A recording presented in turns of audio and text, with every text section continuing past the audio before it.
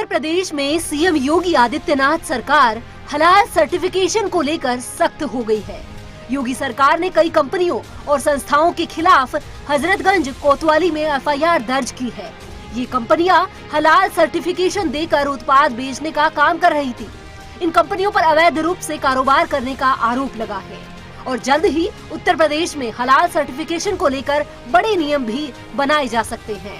हलाल प्रमाण पत्र देकर ग्राहकों को मजहब के नाम पर कुछ उत्पादों की बिक्री बढ़ाकर आर्थिक फायदा पहुंचाने का मामला सामने आया था और इस मामले में राजधानी लखनऊ के ऐशबाग निवासी यह व्यापारी शैलेंद्र शर्मा ने Halal India private limited Chennai, Jamiat Ulema Hind Halal trust Delhi, हलाल काउंसिल ऑफ इंडिया मुंबई और जमीयत उलेमा महाराष्ट्र मुंबई समेत कुछ कंपनियों के खिलाफ हजरतगंज थाने में मुकदमा दर्ज कराया है।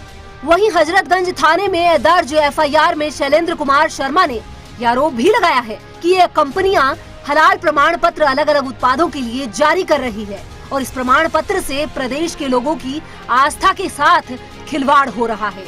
आपको बता दें कि हलाल सर्टिफिकेशन देकर सामान बेचने वाली अज्ञात कंपनियों के खिलाफ एफआईआर दर्ज हुई है। Bureau report, Sudarshan news.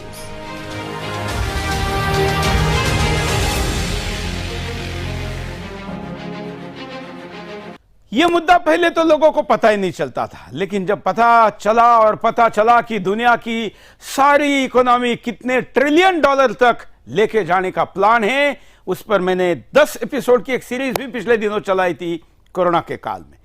आज ये एफआईआर होने और इस घटना पर अब अंकुश लगाने की शुरुआत होने के बाद साधु संत भी आ गया है। अयोध्या से महंत राजू दास जी क्या कहते हैं, एक बार सुन लेते हैं। सौभाग्य की बात है कि उत्तर प्रदेश के यशस्वी मुख्यमंत्री योगी आदित्यनाथ जी महाराज की सरकार ने इस हलाल प्रोडक्ट सर्टिफिकेट बांटने वाले के ऊपर एफआईआर दर्ज किया है और 3 संस्थानों को बैन किया है। ऐसा कार्य पूरे देश में होना चाहिए।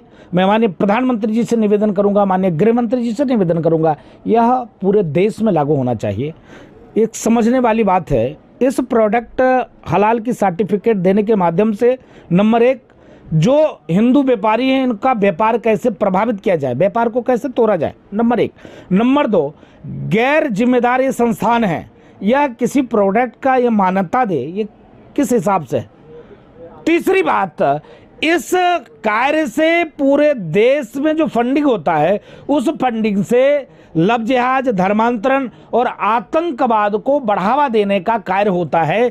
इसके नाते पैसा कलेक्शन किया जाता है, इकट्ठा किया जाता है। इसके नाते योगी सरकार को बहुत बहुत साधुवाद, धन्यवाद। यह व्यवस्था पूरे देश में लागू होना चाहिए, पूरे देश में इस पर बैन और प्रतिबंध होना चाहिए।